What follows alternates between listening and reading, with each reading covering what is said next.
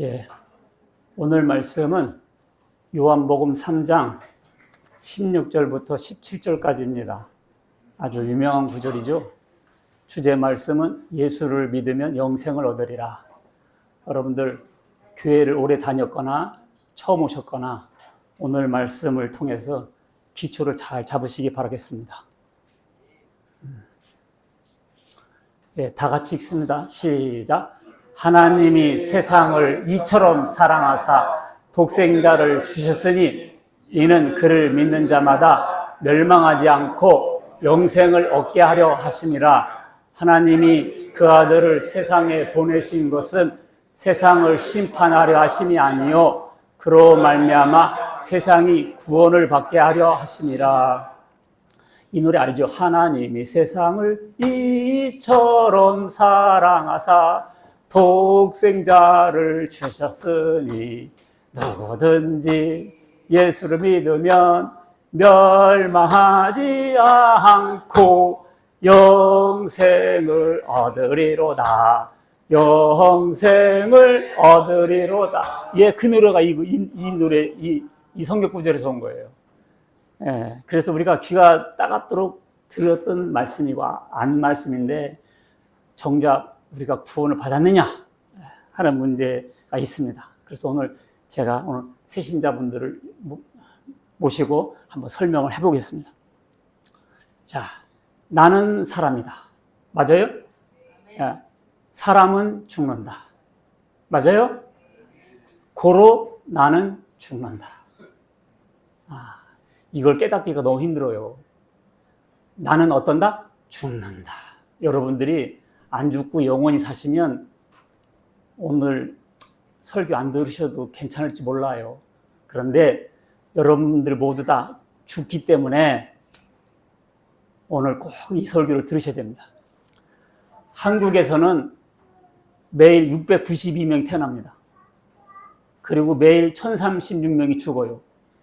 해마다 약간 다를 수 있어요. 이건 2022년 통계니까요.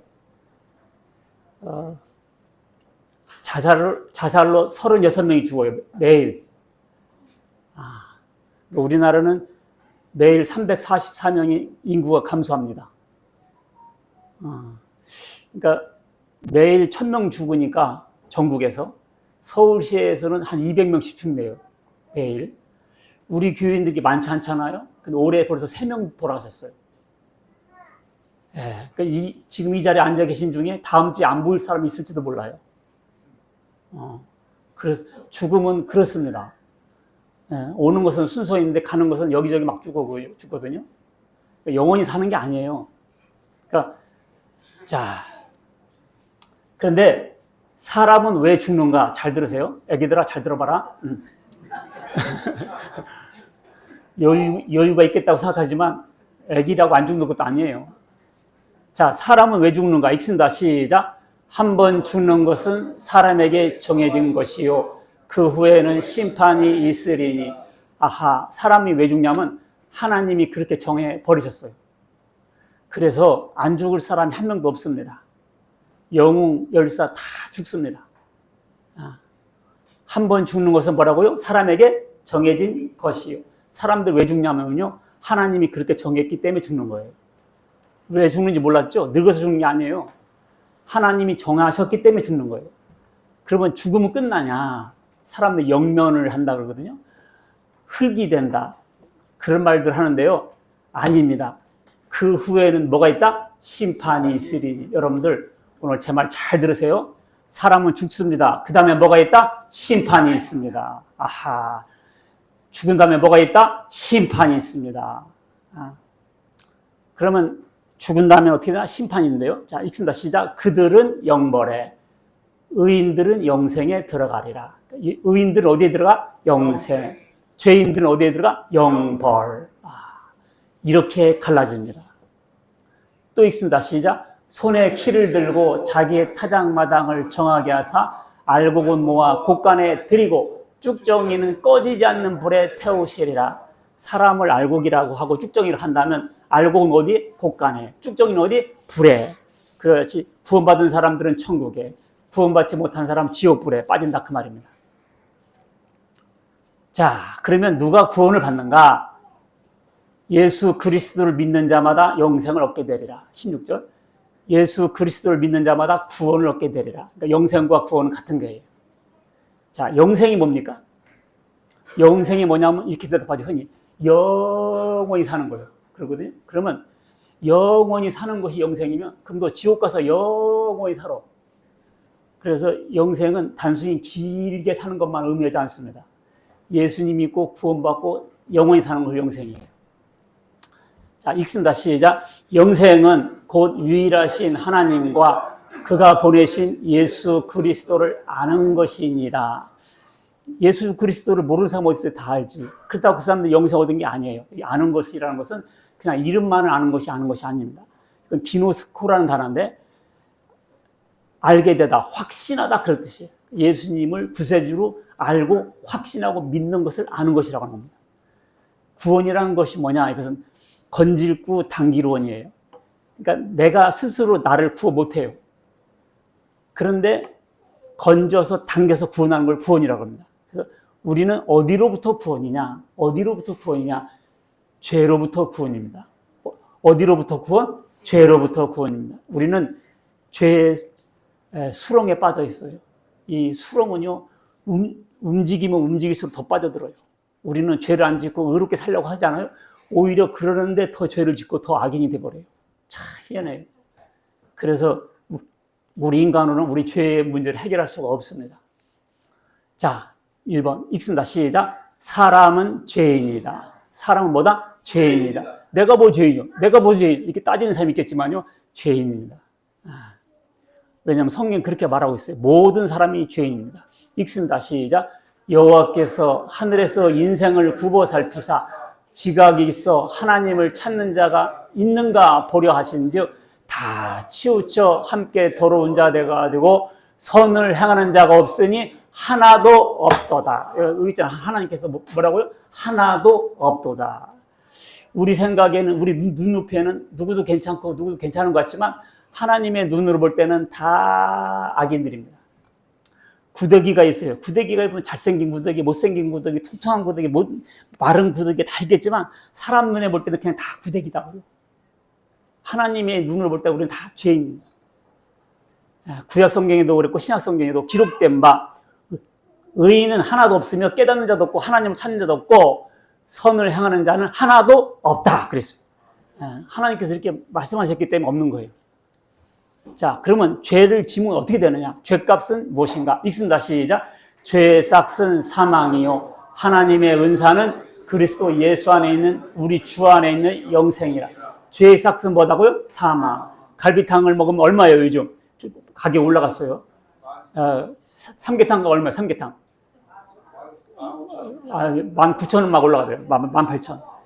갈비탕을 먹으면 가격을 내야 돼요. 그죠? 우리가 죄를 지면 뭘 내야 돼요? 그것이 죽음입니다. 우리는 죽음으로써 죄값을 치르는 거예요.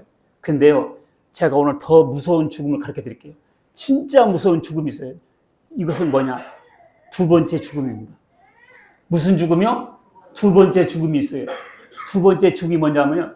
첫 번째 죽음은 육신이 죽는 거고요. 육신이 죽는 거 무섭죠? 너 까불면 죽어 그러잖아요. 왜냐하면 죽음이 무섭기 때문에 그런 거예요. 더 무서운 죽음이 있습니다. 그것은 우리가 지옥으로 떨어져 버리는 죽음입니다.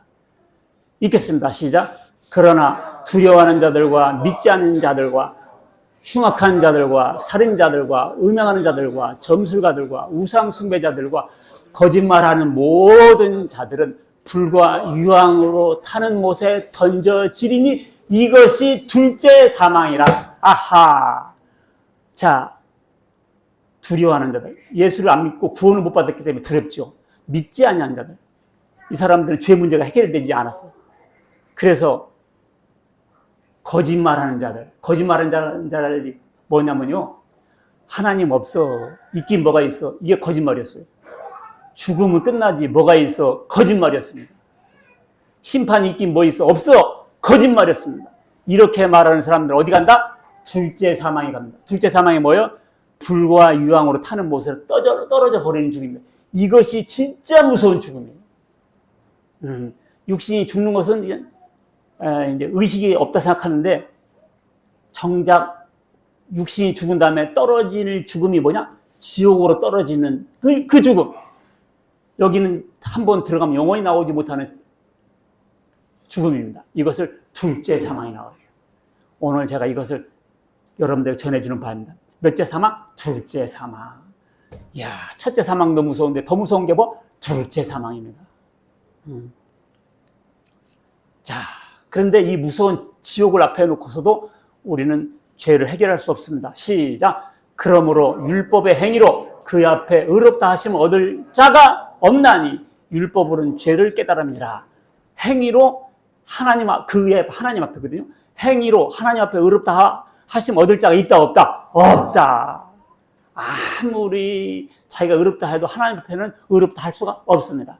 모든 사람이 죄를 범하였으면 하나님의 영광 이르지 못합니다. 짧아요. 짧아. 안 돼요. 자, 그렇다면 모든 사람들이 다 지옥에 가는가? 해결을 못하니까. 자, 죄 문제를 해결하는 사람은 천국 가고 해결을 하지 못하는 사람은 지옥 갑니다. 우리가 흔히 사법 리스크 하죠. 사법 리스크 해결하지 못하면 감옥에 가는 거예요. 저는 이것을 지옥 리스크로 표현합니다.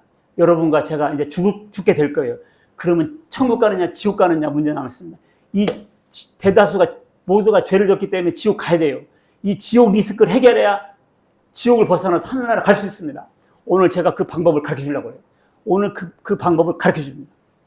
제가 여러분들 왜 바쁜데 왜 불렀겠어요? 이 길이 있기 때문에 부른 거예요. 자, 그렇다면 어떻게 죄 문제를 해결하는가? 성경은 인간의 행위, 선행, 봉사, 고행, 헌신 어떤 조건으로도 우리 죄 문제 해결하지 못한다고 말합니다. 자, 그 다음 읽습니다. 시작. 사람이 의롭게 되는 것은 율법의 행위로 말미암이 아니요 오직 예수 그리스도를 믿음으로 말미암는 줄 알므로. 행위로 되는 게 아니고 뭘로 된다? 예수 그리스도를 믿음으로 된다. 또 하나님 앞에서 아무도 율법으로 말미암아 의롭게 되지 못할 것이 분명하다. 그러니까 자기가 아무리 선행을 해도 자기 행위로 자기를 의롭게 만들지 못한다는 것이죠. 자, 그럼 어떻게 하느냐? 대속법으로 해결한다. 뭘로 해결한다? 대속법. 대속법이 뭐냐? 대신 속죄하는 거예요. 대신 빚을 갚아주는 거예요. 대속법. 자, 이것은요, 죄인들을 구원하기 위한 하나님의 방법입니다. 뭐라고요? 하나님의 방법. 구약시대 때는요, 사람은 죄를 지면 죽였어요. 그럼 죄를 지을 때마다 죽이면 다 죽여야 돼요. 그래서 하나님께서 불쌍히 여기서 살 길을 주셨어요. 그것이 제사 제도입니다. 동물을 죄인 대신 죽이는 거예요. 그리고 그 죄인을 용서해 주는 거예요. 그것이 대속법입니다. 내 대신 누구를 죽인다? 동물을 죽였습니다. 그래서 동물의 머리에다 안수를 해요. 동물의 머리에 안수한다는 것은 무슨 뜻이냐? 나와 이 동물은 하나라는 뜻입니다. 그러니까 내가 죽을 건데 동물과 내가 하나니까 동물을 죽이면 내가 죽은 거다는 거지. 그럼 어떻게 하면 죽는 거지? 피를 흘리면 죽는 거죠. 그래서 동물이 피를 흘리면 이 사람의 죄가 끝났다 그 말입니다. 이것을 대속법이라고 해요. 내가 죽어서 피를 흘렸는데 동물을 주서 피를 흘리고 내가 속죄 받았습니다. 이것은 예수님께서 우리를 대신해서 죽으셔서 우리 죄를 위해서 피를 흘리시고 우리를 용서하실 것을 미리 그림자로 보여줬던 거예요. 예수님 십자가 지심으로 지금 동물을 안 잡지 않습니까? 그래서 동물의 피로 속죄받았듯이 예수님의 피로 우리 죄가 속죄받는다는 거죠. 그게 바로 대속법이었습니다. 그렇게 해서 우리 죄를 해결한다 그 말이에요. 근데 이걸 모르고 사람들 자기가 해결하려고 그래. 그럼 예수님의 죽음 뭐가 돼? 헛것이 되는 거죠. 그 예수님은 괜히 죽은 거죠. 하나님은 괜히 자기 아들만 죽인 꼴이 돼버리는 거예요. 그래서 예수님 외에 다른 방법으로 하나님께서 의를 허락지 않습니다. 사람들이 이걸 모르고 기어오르고 교만한 거예요. 죄사함과 의로움은 내 공로가 아닙니다. 하나님의 은혜로. 뭐라고? 은혜가 뭐예요? 값없이. 은혜가 뭐라고요? 값없이. 공짜로. 예수 피로 죄사함 되었음을 믿음으로 되는 겁니다. 그래서 은혜로 되고 믿음으로 된다 그 말이에요. 읽습니다. 시작. 그리스도 예수 안에 있는 속량으로 말미암아 하나님의 은혜로 값없이 의롭다 하심을 얻은 자 되었느니라. 여러분들 헌금 많이 하고 수고하고 막 해서 의인되는 게 아니야. 값없이. 뭐라고요? 값없이 공짜로 은혜로 속량 구속함 의인됐다. 왜냐하면 내 대신 예수님께서 죄값을 치러 버리셨기 때문에. 그 다음에 시작. 그러므로 사람이 의롭다 하심을 얻는 것은 율법의 행위에 있지 않고 믿음으로 되는 줄 우리가 인정하노라. 믿음으로 된다는 거죠. 그 믿음으로 된단 말이 뭔 말이냐. 또 읽습니다. 시작. 너희는 그 은혜에 의하여 믿음으로 말미암아 구원을 받았으니 이것은 너희에게서 난 것이 아니요 하나님의 선물이라. 행에서 난 것이 아니니 이는 누구든지 자랑하지 못하게 함이라. 이 말씀 읽고 또 읽고 또 읽어보세요. 그렇게 맛있고 고소할 수가 없어. 곰탕도 몇 번 끓이면 맛없어요. 근데 성경 말씀은 끓이면 더 맛있어. 너희는 그 은혜여 믿음으로 말미암아 구원을 받았으니. 받을 거예요? 받았으니요? 받았으니. 믿었으면 받은 거예요. 죽어봐서 아는 게 아니에요. 카톨릭은 죽어봐야 안다는데 아니에요. 살아서 알 수 있어요. 구원을 받았으니. 받았다 했잖아요. 이것은 너에게서 난 것이 아니요 뭐 하나님의 선물이다. 행위에서 난 것이 아니니. 행위에서 난 것이 아니니. 근데 어떤 데 가면 꼭 행위하라고 그래. 행위해야 구원받나 그래.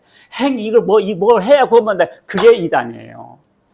그래서 헌금 강요하고 헌신 봉사 요구하죠. 그래서 일평생 교주에게 종로를 하게 만드는 거예요.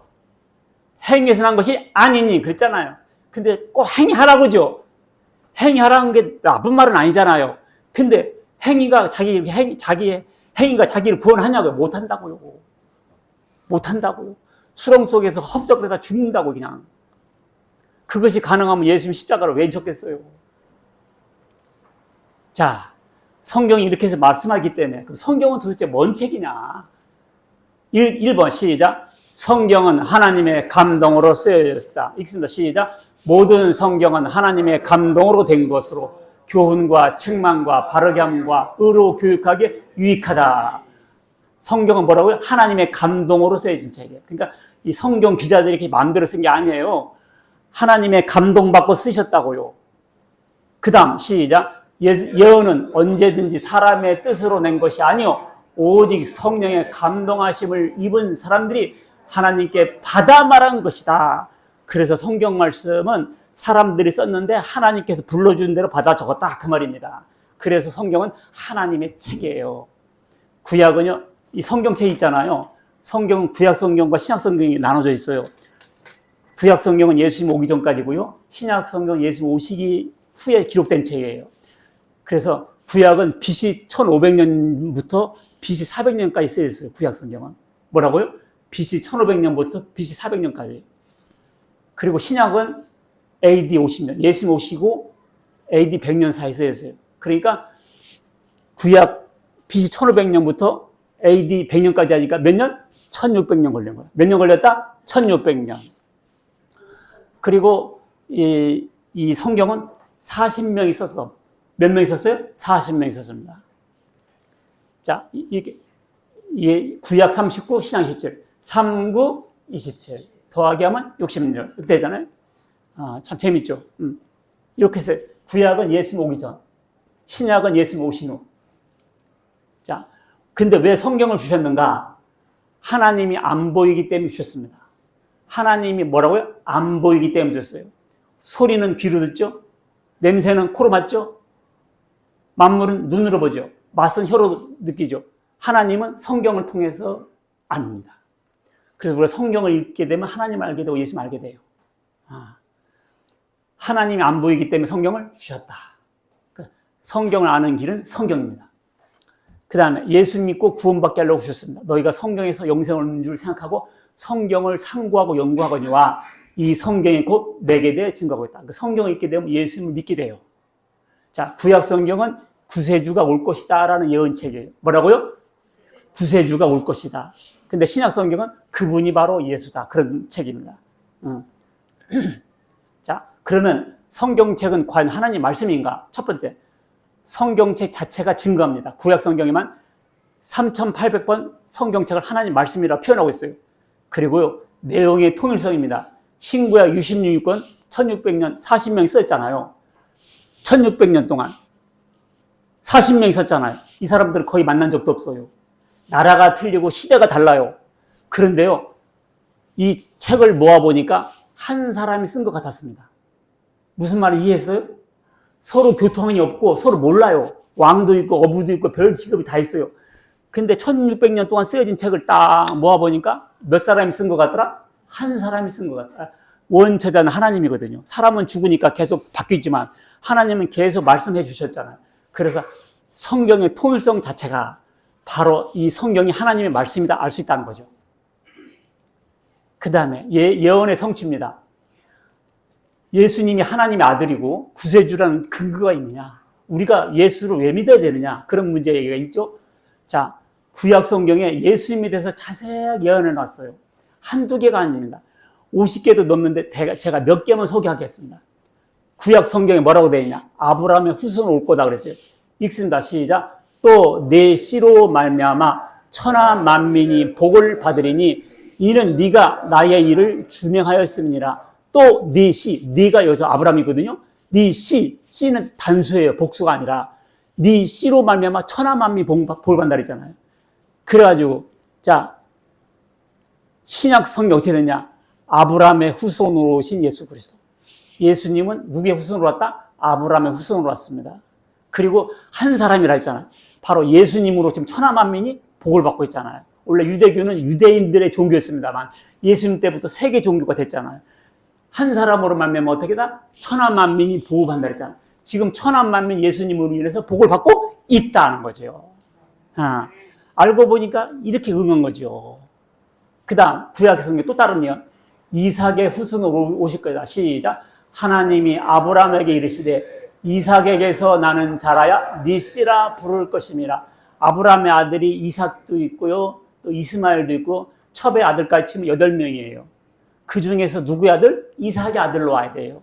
근데 예수님은 누구의 아들로 왔다? 이삭의 아들로 왔다고요. 아브라함이 이삭을 낳고 이삭은 야곱을 낳고 그렇게 왔잖아요. 그러니까 아브라함이 이삭을 낳고 그다음에 아브라함이 이스마엘을 이렇게 하면 안 되는 거예요. 아브라함하고 이삭으로 와야 돼요. 왜냐하면 이삭으로 후손운동을 하셨기 때문에. 참 기가 막히게 되어요. 그 다음에 야곱의 후손으로 오실 것이다. 자, 읽습니다. 시작. 내가 그를 보아도 이때 일이 아니며 내가 그를 보아도 가까운 일이 아니로다. 한 별이 야곱에게서 나오며 한 규가 이스라엘에서 일어날터. 이것은 발람이라는 선지자가 예언한 건데요. 이때 일이 아니고 가까운 일이 아니다. 먼 때인데 한 별이 야곱에게서 나온다. 한 별이 누가 나온다? 야곱에게서 나온다. 누구였습니까? 별이 예수님이잖아요. 그래서 예수님이 야곱의 후손으로 오셨다 그 말입니다. 아브라함 이삭을 낳고 이삭은 야곱을 낳고 그랬잖아요. 이렇게 누구의 후손으로 한 사람만 후손이 아니야. 계속 누구의 후손, 누구의 후손 그럼 확률이 계속 어떻게 되겠어요? 계속 떨어지는 거죠. 자, 그 다음에 유다 지파에서 오실 것이다. 누구 지파? 유다 지파. 자, 규가 유다를 떠나지 않으면, 규는 뭐냐면 임금이 갖고 있는 홀이거든요. 규가 유다를 떠나지 않으면 통치자의 지팡이가 그 발 사이에서 떠나지 아니하기를 실로가 오시기까지 이르리니 그에게 모든 백성이 복종한다. 유다. 그러니까 아브라함의 아들, 이삭의 아들, 야곱의 아들 그 중에 유다의 아들로 오셔서 그 다음에 실로가 오기까지. 실로가 뭐냐? 바로 메시아에 대한 총칭입니다. 메시아에 대한 뭐라? 총칭, 통칭. 실로가 오기까지. 누가 왔어요? 그래서 예수님이 오셨다 하면 이 실로가 예수님이에요.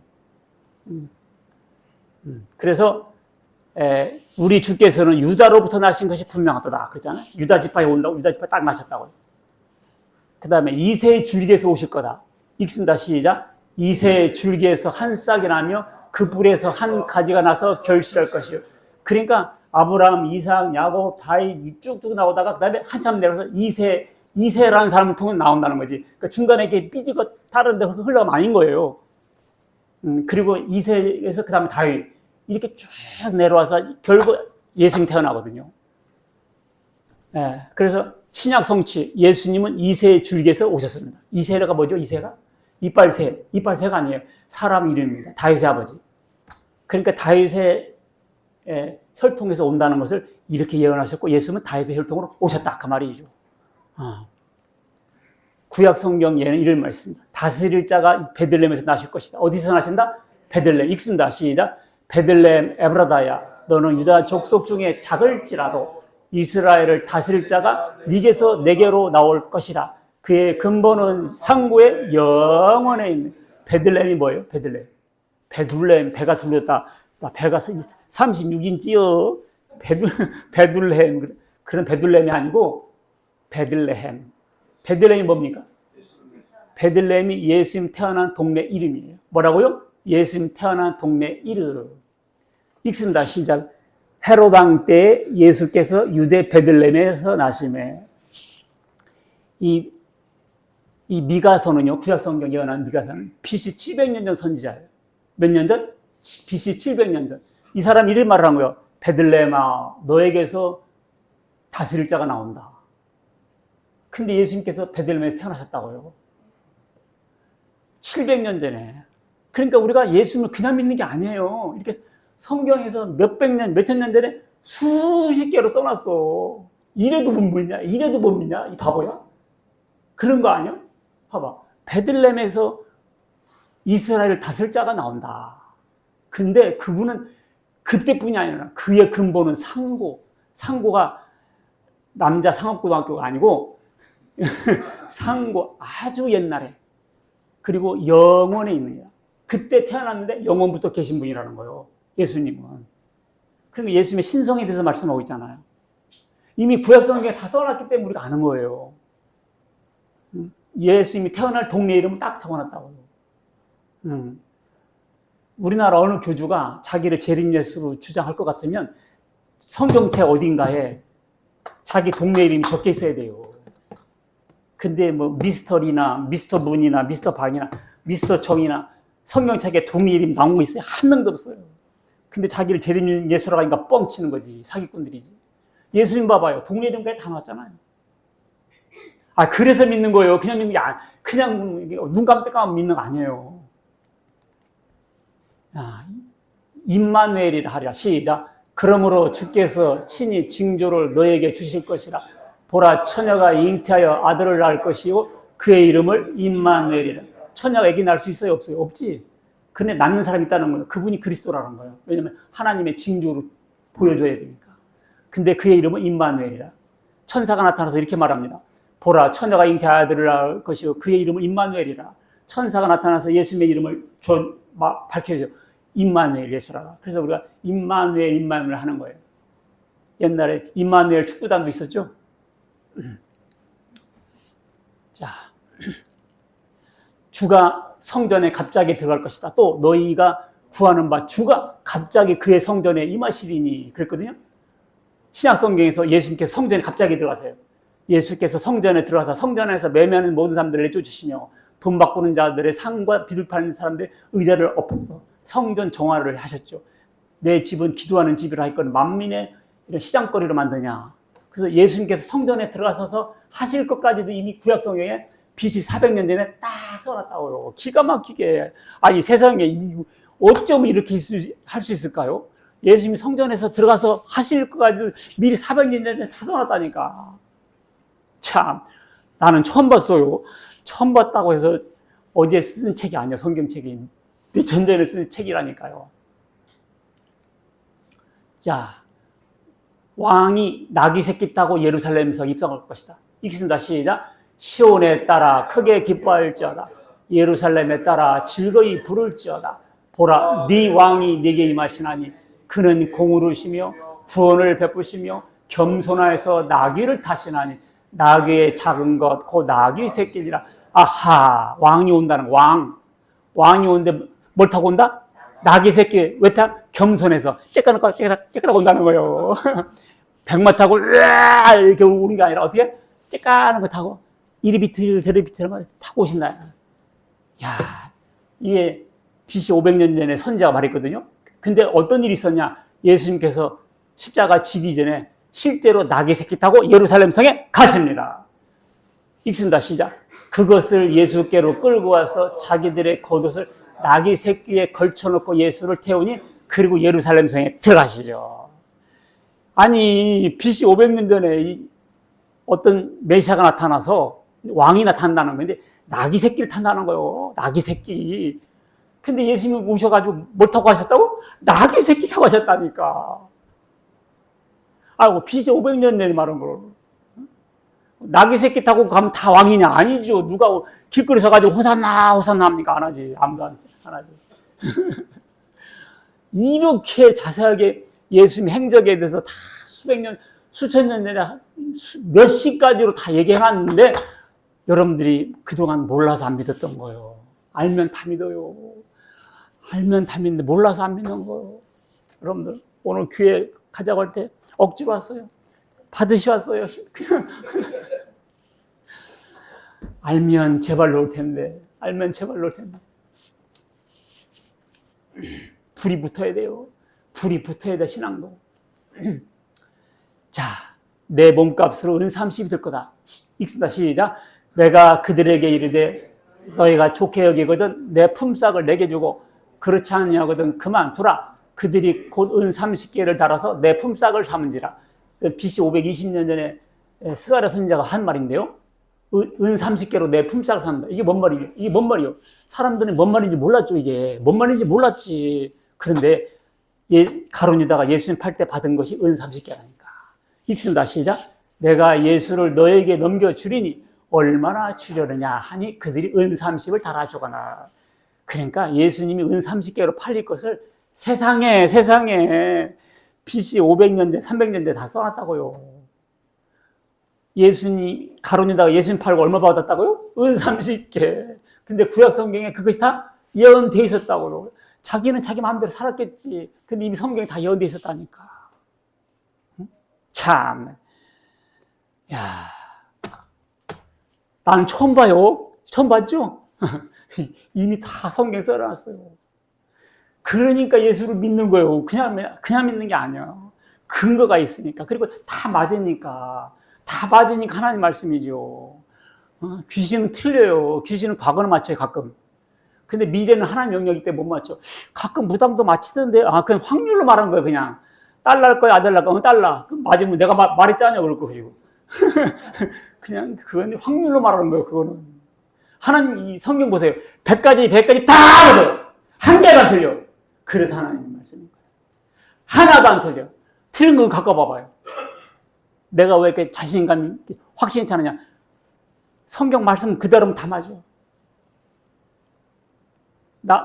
사람은 남자와 여자가 둘이 있죠? 셋이 있다면 틀려.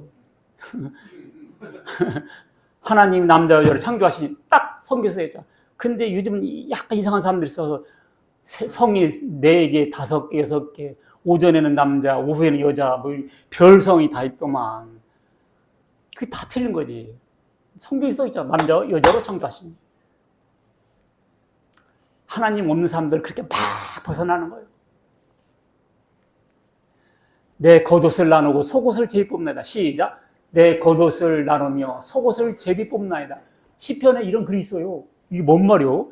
내 겉옷을 나누고 속옷을 제비 뽑나이다. 뭔 말이야 이게? 뭔 말이야 이게? 예수님 십자가상에서 로마 병사들이 예수님의 겉옷을 4개로 나눕니다. 가 있고요. 속옷은 통옷이잖아. 그러니까 제비 뽑아서 한 사람이 가져가 버리자.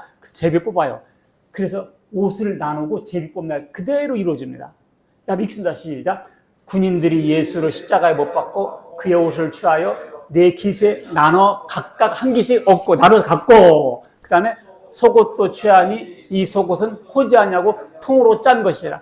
군인들이 서로 말하여 이것을 찢지 말고 누가 얻나 제비 뽑자 하니 이는 성경에 그들이 내 옷을 나누어 내 옷을 제비 뽑나이다 한 성경을 응하게 함이라. 세상에 이 예언의 말씀이 이렇게 이루어진 거예요. 그냥 구약 사람들한테는 이게 미스테리지. 이게 뭔 말이지? 뭐요? 하는 거지. 그 역사적으로 지나가보니까 사람들이 예수님의 옷을 나누고 속 가지고는 제비 뽑지 않습니까? 겉옷을 나누고 속옷을 제비 뽑나이다 하는 것을 응하게 하기 위해서 그렇게 됐다. 그러니까 사람들은 막 자기 멋대로 살지만 이미 하나님의 그 큰 섭리가 다 들어있는 거예요. TV 드라마에 탤런트들이 막 열심히 하지만요, 이미 작가의 펜대 속에 다 있다니까. 접시 떨어뜨렸어. 왜 떨어뜨린 줄 알아요? 작가가 써서 떨어뜨림. 그냥 시청자들은 눈물 콧물 흘리는 거지. 하나님, 저 주인공 안 죽게 주옵소서. 어떤 권사님은 대표 기도 시켰더니 하나님 주인공 안 죽게 해달라고 기도하더라는 거예요. 작가의 펜대를 벗어날 수 없어요. 우리 인간은요, 하나님의 이 섭리를 벗어날 수가 없어요. 다 각자 열심히 살죠. 야, 겉옷을 나누며 이렇게까지 자세하게 해놨을까? 그의 뼈가 부러지지 않는다. 이 뭔 말이요? 읽습니다. 시작. 그의 모든 뼈를 보호하시며 그 중에 하나도 꺾이지 않냐다. 이거 봐요. 뼈를 보호한다는 거예요. 이 집이 뼈적거리요. 뭐요? 사골탕집이요. 뭐요? 뼈를 보호한다는 거예요. 뼈를 하나도 꺾지 않는다. 야, 뼈 꺾이지 않도록 조심해. 근데 이게 뭔 말이냐? 읽습니다. 시작. 군인들이 가서 예수와 함께 못 박힌 첫째 사람과 또 그 다음 사람의 다리를 꺾고 예수께 이르는 이미 죽으신 것을 보고 다리를 꺾지 아니하고 이 일이 일어난 것은 그 뼈가 하나도 꺾이지 아니하려는 성경을 응하게 하려 함이라. 시편의 다윗이 이런 글을 썼어요. 그의 모든 뼈를 보호하시며 그 중에 뼈가 하나도 꺾이지 아니한다. 다윗이 시를 썼다니까, 시를. 근데 이것이 어떻게 이루어졌냐? 사람들이 예수 십자가를 질 때 십자가를 지금 금방 안 죽어요. 이게 손과 발에다 못을 박아놔서 걸어놓고 말려 죽이는 거거든요. 그러니까 흉하잖아. 그러니까 사람들이 빨리 죽이려고 어떻게? 무릎을 꺾어서 빨리 죽였다고요. 근데 예수님께서 십자가 지시던 날 총 3명이 죽었거든요.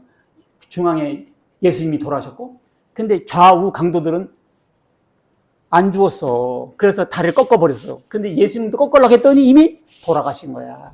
그래서 뼈를 꺾었다 안 꺾었다? 안 꺾었다. 그렇게 된 것은 성경을 응하게 하려 함이었더라.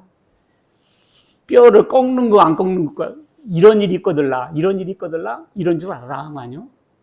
이런 일이 있거들라. 이렇게 하나님께서 성경책을 통해서 예수님 우리에게 드러내게 하려는 것이 왜 그렇겠어요? 구세주니까 이분을 통해서 구원 받아야 되니까, 하나님 아들이니까, 이렇게도 안 믿을래? 저렇게도 안 믿을래? 이렇게도 안 믿을래? 이렇게 보여주는 거 아니에요. 그동안 여러분은 이렇게 깊은 정보를 못 들으셨고, 오늘날 교회에서 예수님이 누군가에 대해서 확실히 증거를 잘 안 해요. 이렇게 살아라, 저렇게 살아 얘기만 하지. 내가 그인 줄 알지 못하면 너희는 네 죄에서 죽는다 그랬거든요.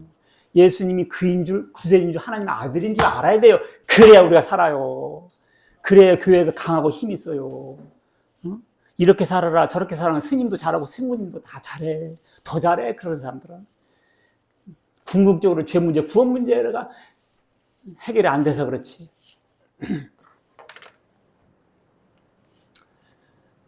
그가 우리들의 죄 때문에 죽으신다. 참 희한하다. 우리 흔히 알고 있어요. 근데 너무너무 놀란 말씀이에요. 읽습니다. 시작. 그가 찔림은 우리의 허물 때문이요. 그가 상함은 우리의 죄악 때문이라. 그가 징계를 받음으로 우리는 평화를 누리고 그가 채찍에 맞음으로 우리는 나음을 입어. 자, 여기 그가가 누굽니까? 번역이 됩니까? 번역이 돼요? 그가 구약 성경에 BC 750년에 선자 이런 말을 썼어요. 여러분, 예수님의 십자가를 옆에서 본 사람이 있어도 이렇게 못 쓸 정도로 자세히 써놨어. 그가 찔리면, 그가 예수님으로 딱 번역되죠? 예수님 찔렸잖아요. 그가 상하면 상했잖아요. 채찍에 맞았잖아요. 징계 맞았잖아요. 야, 그 다음에 우리는 다 양 같아서, 뭐 같아서? 양 같아서 그릇 행하여 각기 제 길로 뿔뿔이 흩어졌거늘 여호와께서는 우리 모두의 죄악을 그에게 담당시켰다. 그래서 우리의 죄악을 누구한테 담당시켜? 예수님한테 담당시켜서 내가 죽을 건데 누굴 죽여버렸어? 예수님을 죽여버렸다고요. 예수님을 왜? 내 허물 때문에, 내 죄 때문에 나를 용서하기 위해서. 그는 곤욕과 신문을 당하고 끌려갔잖아. 그 세대 중에 누가 생각하기에 그가 살아있는 자들의 땅에서 끊어지면 마땅히 형벌받을 내 백성의 죄 허물 때문이라 하였으리요. 마땅히. 여기 건우라는 사람이 있으면 예수님이 왜 죽었냐?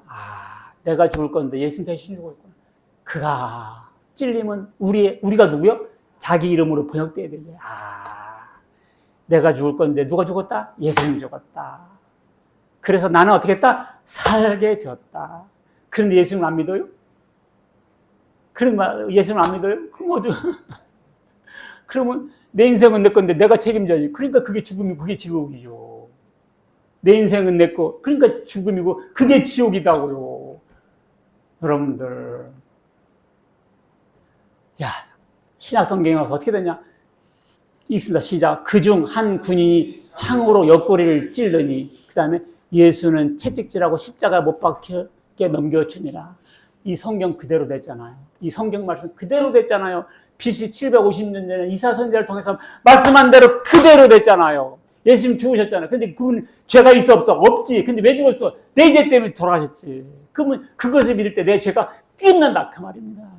이 단순하고 명쾌하고 쉬워요. 여러분들 바로 이거요.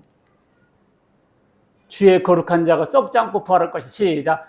음부에 버리지 아니하시며 주의 거룩한 자로 썩지 않게 하실 것이다. 썩지 않다 했어. 이게 바로 예수님이 부활을 이미 예언한 거예요. 청년이 이르되 천사거든요. 놀라지 말라. 너희가 십자가 못 박히신 나사렛 예수를 찾는구나. 그가 살아나셨고 여기 계시지 아니하리로다. 보라, 그를 두었던 곳이 여기라. 무덤이 비었어. 무덤이 비었다고요. 구약 성경에 살아난다고 썩지 않는다 하고 살리셨다고. 야, 신약 성경에서 이루어집니다. 그는 선지자라. 그는 다윗이거든요. 하나님이 이미 맹세하사 그 자손 중에서, 다윗의 자손 중에서 한 사람, 예수님을 그 위에 왕 위에 앉게 하랴 하심을 알고 미리 본고로 뭘 봐? 예수님의 부활을, 그리스도의 부활을 말하되 그가 음부에 버림이 되지 않고 그의 육신이 썩음을 당하지 아니라 하더니 이 예수를 하나님은 살리셨다. 다윗은 예언했고 하나님은 살리셨고 제자들은 봤다. 만약 예수님이 부활 안 했는데도 부활했다고 뻥치면 그런 거짓말을 오래가지 못합니다. 거짓말의 대가가 목이 잘리는 거라면 누가 거짓말하겠어요? 이 사람들은 목이 잘려도 부활했다고 했어요. 예수님이 실제 부활한 것을 봤기 때문에. 자, 성경의 무오류성입니다. 왜 성경이 하나님 말씀이냐? 물의 순환. 읽습니다. 시작. 물을 증발시켜서 끌어올리시고 그것으로 빗방울을 만드시며 구름 속에 쌓아두셨다가 무사람에게 비로 내려주신. 이야, 이게 뭔 말이요? 물을 증발시켜서 어떻게? 끌어올리시고 그 다음에 빗방울을 만드시고 구름 속에 쌓아뒀다가 사람에게 비를 내리는 거예요. 야, 여러분, 이게 이제 물의 순환을 얘기한 거거든요. 이게요, 하늘에서 떨어진 물은 태양 열에서 수증기가 되잖아요. 그리고 다시 떨어지죠. 이 인간이 이런 물의 순환을 이해한 것은 16세기, 17세기 때예요. 여러분, 제 말 이해했어요? 물이 증발해서 구름 돼가지고 비가 되는 거 있잖아요. 이런 순환의 과정을 인간들 언제부터 이해했다고요? 지금부터 3,400년 전에 이걸 이해했다고요. 근데 성경책은 3,000년 전에, 3,500년 전에 이렇게 써놨다고요. 왜 그럴까요? 하나님의 말씀이기 때문에 그렇다는 거예요. 여러분들, 번개는 질소비를 만들어요. 읽습니다. 시작. 보라, 그가 번개불을 자기의 사면에 펼치시며 바다 밑까지 비추시고 이런 것들로 만민을 심판하시며 음식을 풍성하게 해주신다. 아하, 이거 봐. 번개불로 뭘 풍성하게? 음식을 풍성하게. 이해 돼, 안 돼요? 번개불로 음식을 풍성하게. 이해 안 되죠? 여러분들, 공기는요, 질소가 78%, 산소가 21%거든요. 근데 이 번개가 칠 때요, 이 질소가 질산염으로 바뀌어요. 그래가지고 비료가 돼요. 그래가지고 식물에 비료가 됩니다. 그래서 그 식물을 사람이 먹어요. 그래서 번개가 음식물을 충만하게 하는 거야. 할렐루야. 야, 그래서 옛날부터 번개가 치면 풍요 온다 그랬어요. 비가 오면 곡식이 잘 되는 거야. 왜냐하면 하나님께서 질소 비를 내려주기 때문에 그런 거예요. 성경책이 세상이 번개불로 음식을 풍성하게 한다. 이 말이 뭔 말인지 몰랐죠. 번개가요, 질산염을 만들어서 식물을 자라게 해요. 그 식물을 사람이 먹습니다. 그래서 우리 음식물이 풍성하게 된 거예요. 이것은 불과 얼마 전에 알았어요, 인간들이. 불과 얼마 전에 알았어요. 이거 봐요. 산꼭대기. 흙이 하나도 없잖아요. 참 신비했죠. 바위에 나무가 자라고 있는 거. 이런 나무 봤죠? 어떻게 자라나 신기했죠? 질소 비료가 돼서 키운 거예요. 성경책에 몇 천 년 전에 써놨어. 왜? 하나님의 말씀 때문에. 생명력과 보급성입니다. 독재자들이요, 자기가 하나님 노릇 하고 싶은데 꼭 성경책을 읽는 기독교인들이 반대하거든. 그래서 제일 먼저 독재자들이 하는 것은 성경책 없애는 거예요. 그래서 뭐 이집트 왕, 바벨론 왕, 페르시아 왕, 로마 줄리어스, 로마 황제들 다 기밀서 흐르죠. 할 것 없이 다 성경책 갖고 있으면 죽였습니다. 근데 죽은 거 다 그들이에요. 볼테르는 말하기를 성경책가 100년 후에 사라질 거라 했어요. 근데 자기네 집이 성서 공의가 돼버렸어요.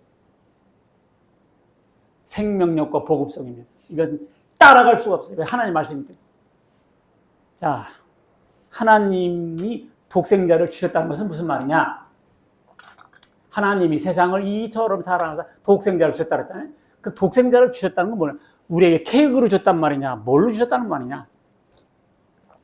첫 번째, 대속제물로 주셨다. 뭘로 주셨다? 대속제물로 주셨다. 읽습니다. 시작. 그는 번제물의 머리에 안수할지니 그를 위하여 기쁘시게 받으심이 되어 그를 위하여 속죄가 될 것이라. 번제물, 짐승의 머리에 안수를 해요. 그래가지고 이 짐승은 난 하나다 그러지 않습니까? 그 다음 구절 시작. 육체의 생명은 피에 있음이라. 내가 이 피를 너에게 주어 단에 뿌려 너의 생명을 위하여 속하게 하였나니 생명이 피에 있으므로 피가 죄를 속하니라. 그래서 생명이 피에 있어서 피가 죄를 속한다 그랬잖아요. 그래서 사람의 죄 대신 짐승을 죽여요. 그래서 피를 흘려요. 그래서 사람의 죄를 속한다. 그래서 그걸 대속제물, 희생제물이라고 합니다. 그래서 사람 대신 뭘 주겠다? 짐승을 주셨어요. 그래서 대속제물이야. 그것은 예수님의 모형이었죠. 자, 여기 보세요. 소나 양이나 염소에다 안수를 합니다. 나와 이 짐승 하나다 그 뜻이에요. 그 다음에 저기 양을 죽여요. 그러면 내가 죽은 거다 그 말이에요. 내가 죽은 거다. 내가 죽은 거다. 그러니까 예수님이 바로 한 마리 양처럼 소처럼 내 대신 죽었다 그 뜻이에요. 이튿날 요한이 올 때 뭐라고 그래요? 보라 세상 죄를 지고 하는 하나님의 어린 양이다. 예수님을 뭐라고 했어요? 세상 죄를 지고 하는 하나님의 어린 양. 여기다 자기 이름 넣어봐요. 김종찬을 위해 지고 가는 하나님의 어린 양. 그럼 내 죄가 끝나는 거예요. 할렐루야. 시작. 인자가 온 것은 섬김을 받으려 함이 아니라 도리어 섬기려고 자기 목숨을 많은 사람의 대속물로 주려 하라. 예수님이 이 세상에 왔다? 대속물. 대신 죽으러 하나님께서 보낸 거예요. 여러분, 하나님이 세상을 이렇게 사랑하다. 어떻게? 자기 아들을 대신 죽게 했다니까. 그 사람보다 큰 사랑 없어요. 자기 아들을 죽게 내놓고 다른 사람 살렸다면 다른 사람에 대한 그 사랑이 뭐예요? 아들을 죽이면서까지 살린 사랑이 큰 사랑 아니에요? 그렇게 사랑했다는 거, 우리를. 그렇게. 왜 그랬대요? 사랑하니까. 그래서 하나님 우리를, 예수님을 대속물로 주셨다. 그래서 송아지의 피가 우리 죄를 깨끗하게 하거든. 예수님의 피가 깨끗하지 못하게 하겠느냐? 할 수 있다. 유월절 양으로 주셨습니다. 이게 무슨 말이냐? 구약시대 때 이스라엘민족이 출애굽을 하기 전에 10가지 재앙을 했거든요. 마지막 재앙이 초태생, 장자를 죽이는 재앙이었어요. 그래서 하나님께서 이스라엘 백성에 그래요. 양을 잡아가지고 양의 문 기둥과 가로대에 양의 피를 발라라. 그러면 죽음의 천사가 와가지고 피가 있는 집은 건너왔습니다. 피가 없는 집은 들어가 죽였어요. 그래가지고 이스라엘 백성들은 양을 잡아가지고 다 살았어요. 근데 애굽 백성은 알았어요, 몰랐어요? 몰랐지. 그래서 다 죽었습니다. 그런 사건이 있었어요. 구약에 그런 사건이 있었어요. 그 넘어간다 해서 6월입니다. 넘어간다 해서. 그래서 해마다 기념하라 해서 양을 해마다 잡아요. 그래서 6월절 양이 되는 겁니다. 그랬더니 고린도서 5장 7절 읽습니다. 시작. 우리의 6월절 양 곧 그리스도께서 희생되셨. 아하! 예수님의 죽음이 구약시대 때 6월절 양과 같은 죽음이었구나. 해마다 양을 잡잖아요. 그리고 양을 먹어요. 예수님 양 잡는 날에 예수님 돌아가셨다고요.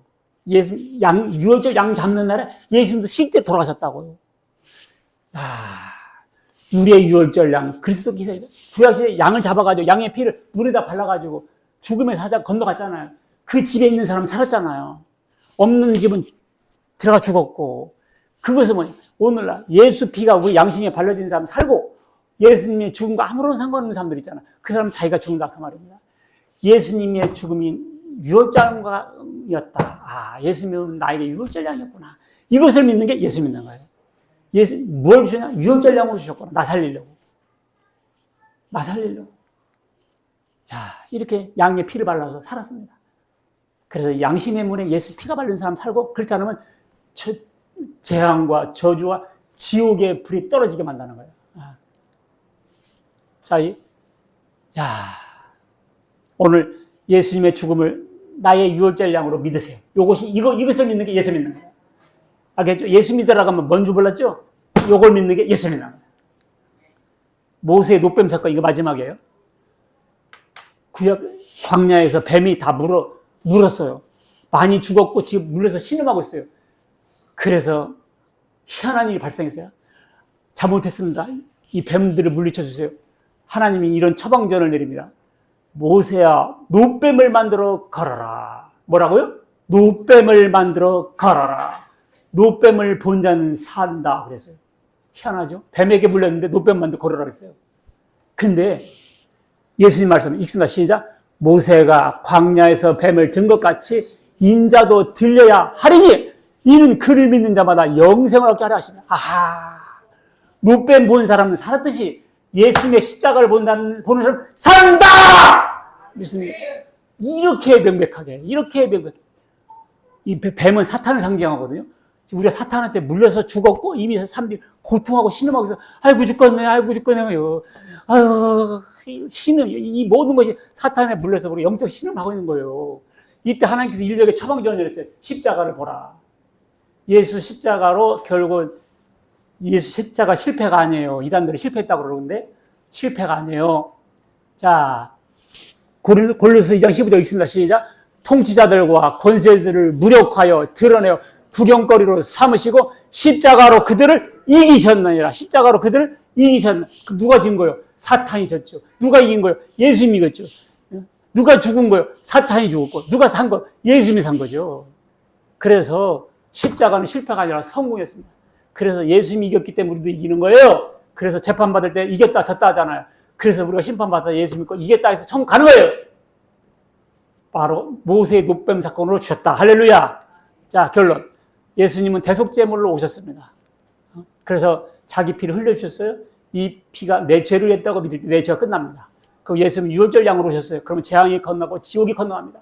예수님은 노뱀으로 오셨어요. 그래서 우리가 재판에서 승리하고 이길 수 있는 것입니다. 여러분, 예수를 믿는다는 것은 절대 손해가 아니에요. 우리가 해결할 수 없는 죄 문제, 이 죄의 용을 사로잡고 무너뜨리는 하나님의 방법이었습니다. 모두 예수 믿으시고 마음을 믿어 의에 이르고 입으로 시인하여 구원에 이른다 그랬어요. 믿습니까? 여러분들, 이것을 믿는 것이 예수 믿는 것이고 이것이 하나님의 사랑을 받아들이는 거예요. 죄가 많아서 지옥 가는 게 아니에요. 죄가 많아서 하나님의 사랑을 받아들이지 않아서 가는 거예요. 여러분, 하나님의 사랑을 받아들이세요. 믿습니까? 모두 예수 믿고 구원받는 여러분과 제가 되시길 주의 이름으로 축원합니다. 아멘. 하나님 아버지 감사드립니다.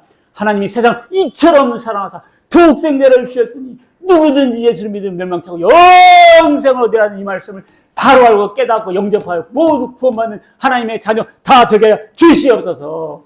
우리 주 예수 그리스도의 이름으로 기도합니다. 아멘.